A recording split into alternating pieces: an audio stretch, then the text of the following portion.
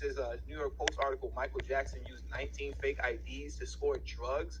New documentary revelations on birthday. Wait, so they dropped this on his birthday? Dropped this on his birthday. Happy birthday. Feliz cumpleaños. Michael Jackson, I don't think I've ever seen a dead man get dragged as much in his death as Michael Jackson gets dragged.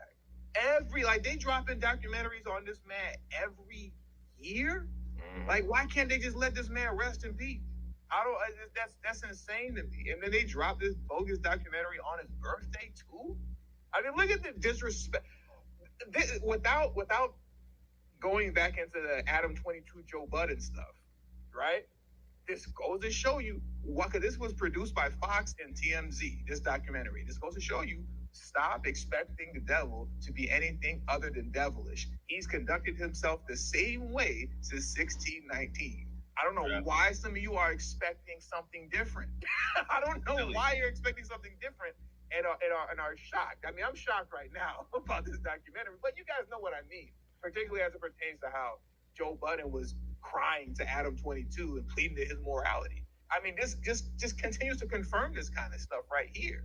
Right. I mean, the man's been dead over 10 years, and you're dropping a documentary talking about he was a drug addict on his birthday? And pay close attention to the bipartisan effort, because it was TMZ and Fox. You know, TMZ is supposed to be super liberal, and Fox, you know what I'm saying, is the neo-Nazi Trump supporter, you know what I'm saying, news media. And, you know what I'm saying, they going in together on Michael Jackson. And then, not to mention, you know, you got the whole thing with the Rolling Stone trying to call monkeypox Harry Styles. they trying to call him the king of pop. So this is what white people do. They can't help themselves. You know what I'm saying? That's crazy. But at the same time, I don't know. Just as aggressive as white people are, and they can't help themselves with that, it's almost like black people are equally docile and can't help themselves with that. Because I don't understand why anybody is outraged by this pattern expected behavior. Like, we already know the get down. You know what I'm saying? Like, I mean, like, my thing is that I don't know why alleged black media companies have not, on Donald Trump's birthday, done documentaries about how he had his daughter in her lap and was cool with Jeffrey Epstein, and how they used to party at Mar-a-Lago, and how Ghislaine Maxwell was at Bill Clinton's funeral, and like all of this sexual degenerate stuff that these people are involved in. Because Trump was friends with Hugh Hefner too, and like all of this stuff just came out about the Playboy Mansion. But black media companies don't do this. Like, there's this non-existent ethical and moral compass that silly people think that other people are supposed to have towards us, and that's non-existent. I mean, clearly, look at this. This isn't traditionally what you would do with somebody that's not a criminal on their birthday after they've passed, but this is what white people deem acceptable. This is, for the most part, digitally desecrating a body, and it's cultural. It's the same thing that they did with Kobe Bryant's pictures. It's the same thing they did with George Floyd's pictures. Something just came out about they was making fun of Breonna Taylor. They did the same thing with Elijah McClain. Didn't they just pay Kobe's wife like $15 million because they were passing around her photos, passing around Kobe's photos? You know, this is cultural for them. This is ritualistic. It's body desecration. Also, too. Sorry to cut you off, but with what's the brother's name? Ahmaud Arbery. The reason that the one guy, I think his name was Rudy or whatever, the third wheel, the guy that videotaped. The reason that he even gave up the video is because it was already circulating online. They go to show you how sick these folks were. They had you're in possession of the video of Ahmaud Arbery getting killed, right? I think his name was Rudy, because you were the one that took it. Roddy. Why would you upload it online? What were you thinking? But that's what those animal instincts go into place, and they operate like a robot. Like, the thing is like, you see this happening, like, literally, this is not like YouTube can do whatever they want to, or, you know what I'm saying, somebody listening to this can take this however you want to, but you can't deny the facts that this is pattern behavior, and they do this all the time. This is body desecration. Even back in the day when white people first arrived somewhere, the first thing that they would do is just destroy any artifacts that were in the image of the people that were already there. Mount Rushmore used to be something here. You know what I'm saying? They destroyed that and put, some weird ass white faces on it. They went to Egypt and blew the face off of the Great Sphinx. This is what white people do. It's part of their culture. You know what I'm saying? To distort the image of other people. They're gonna try to distort the image of Michael Jackson while he's dead. And some people will hear what you're saying. They'll be like, "Oh, you're taking it too far. You're being too harsh, or whatever the case is." But like once again, you got to show me this on the opposite end. You got black production companies and stuff like that. They've yet to make a documentary about Elvis Presley. How come? What's my man's name? The billionaire, like he bought the Weather Channel and stuff like that. Byron Allen. Byron Allen. How come he hasn't made a tell-all exposing Elvis Presley? Byron Allen. Well, I'll tell you why. Because Byron Allen doesn't believe that there should be black channels. He said that. Oh yeah. There you go. You see. So yeah, I forgot that. He said that he doesn't. He did say there shouldn't be black channels. Right? Okay. So now let's move on. Tyler Perry. He hasn't made one. You know what I mean? I mean, Tyler Perry, he spends a lot of time trying on dresses and trying out to be a model for Victoria's Secret. You know what I'm saying? So, I mean, between all that, I don't know when he would have time to do any of this. All right, who's next on the list? Kevin Hart? You know what I mean? Like, the point is, like, look how we can go down the list. Kevin Hart got to use 2 phone books to sit on the chair during the interview, so it's probably really inconvenient for him to try to do anything. Everybody got an excuse. Yeah, everybody got you, but the point is that you don't see it on the opposite end. I remember on the Transformers movie, the old school movie, the cartoon, when Megatron was floating through outer space because him and Optimus Prime had gotten that fight and he was all beat up and damaged, and Unicron got him and he was like, Megatron, and Megatron was like, nobody summons me. And Unicron was like, it pleases me to be the first. You was like, no black people have ever come out with documentaries dragging white people. Pleases me to be the first. No, particularly the dead ones. That's what we should do. That's what we should do. Every year we should do a documentary comparing Elvis Presley to R. Kelly. You know what I'm saying? Mm-hmm. Didn't you said he was married? Was he married to, or was he involved with a 14-year-old? Elvis? Well, when he started dating, what's her name again? Was her name Priscilla, I believe? Was her name Priscilla? Mm-hmm. When he started dating her, she was 14, if I remember correctly. How old was he? Because he was stationed in Germany during like the war or something like that, and he was stationed in Germany, and he met her over there in Germany when she was 14. He was like 22 or something like that, 23 or whatever. He was well into his early 20s, and he started dating her when she was 14. And then even outside of that, there's a lot of stories around Elvis in which 14 was like the magic number concerning him, with the ladies, And while we're talking about that now, let me see if I can find this very disturbing photo of Elvis real quick. Because it's just like, it just kind of proves everything, that we're talking about right now, at least concerning him, right? Okay, so here, hold on, here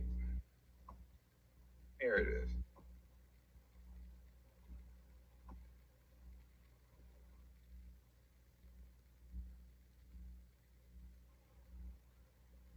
Look at this. You see him with these little girls, man? Are you looking at that? Yeah, I'm looking. I don't know what's going on there. In what world is this okay? I don't know. No. I don't know. Where's the Elvis documentary at from all the black production companies? I don't know. Yeah, because it's not like white celebrities are just out here being the moral compass of the world, because they're not. So, you know what I'm saying? There's plenty of content. I mean, they give you plenty of content to use It's just that, you know, people rather sit on beach chairs with umbrellas in their drinks than actually get to work on doing something like this. Like, okay, you're going to desecrate, you know, somebody that is a person that's accomplished a lot of ours. Okay, cool. We can do the same thing with you, and we can do it better. The real question is, though, why do you think that we don't do it?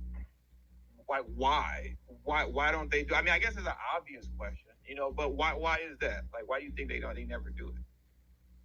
Silly. And because most of these people, most of the black people who you would think would be able to do it, they're locked into people that worship Elvis like an idol. You know what I'm saying? And that's where they get their paychecks from. So they're scared to lose their customer base. It's the same thing with anything with black people. Why they don't do anything is cowardice. You know what I'm saying? And also dependence, not just cowardice, dependence, because you're dependent on people who worship Elvis to, you know, pay your paycheck. You know what I mean? There you go. There it is. You know, like you said, you're dependent on people that worship Elvis to pay your paycheck. So therefore, you're not going to make an Elvis Presley documentary dragging him through the mud. Because there's a lot of mud that you can drag him through, but you're not going to do that because you're dependent on the very people that worship him. Yeah. But on the flip side, those people that worship him, they're not dependent on you for nothing. So they can do what they want. They do what they want to do, and you'll be quiet for the most part. By and large, you're not going to see none of the major figureheads like the people we just mentioned. You're not going to hear Tyler Perry or Kevin Hart or anything like that. You know what I mean? Like, no, we quiet. That's why people always ask why those celebrities go around criticizing the black community and never really say or do too much more. That's the reason right there. When people are cowards and they don't have any power and they're dominated by someone else, in order to make themselves feel fulfilled and to make themselves feel like men and to make themselves feel adequate, that's the easiest thing that they do. They'll turn back around and blame it on other people who, like them, have no power. They won't attack the person that actually does have power in the situation. What they'll do is they'll attack the person or the people that don't have any power. So that's why you see black celebrities doing that. When is the last time you ever saw black celebrities criticize or critique white society? They don't, by and large, unless they've been told that it's okay to do so, a la George Floyd and the Black Lives Matter. They got a green light then. They got a green light. Hey, this George Floyd thing happened. You guys get out there. You can say something, and they did. But once the light turns red again, mum's the word, right? And what they will do is even more interesting in terms of like black celebrities and their cowardice, especially the ones that truly have power, like Oprah Winfrey. Oprah won't do a Harvey Weinstein documentary because that was her really good friend. Oprah won't do an Elvis Presley documentary, right? Right. Well, Oprah and Harvey Weinstein were romantically involved. But what she will do or attempted to do was make a documentary on what's my man's name again? Bill Cosby? No, not Bill Cosby. On I'm brain farting right now. The brother that created Def Jam. Russell Simmons. She was gonna do a documentary. She did. She did it. It was done already. You know, she did that.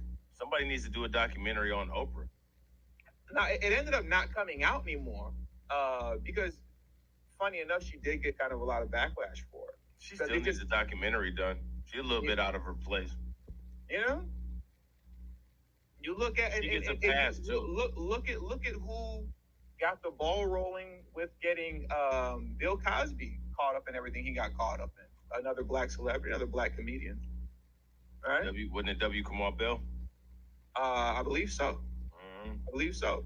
You know, and I believe the same thing is true with the Surviving R. Kelly series. But I think that all came about through like a black production house. I think I'm not 100% sure. I think, but at the same time too, even if it wasn't, there was plenty of black folks that like Charlamagne the God and everybody that was chomping at the bits, couldn't wait to be a part of the documentary and get on there and throw R. Kelly all up under the bus. And here goes the thing. Oh, you defending R. Kelly? Nobody's defending R. Kelly. Stop being silly. What we're talking about is How come we only have that energy for each other? That's right. the point. How That's dare the Charlemagne, point. when he got accusations of raping a 14-year-old girl at a party, you know what I'm saying? He gonna try to throw some stones in some direction other than at himself.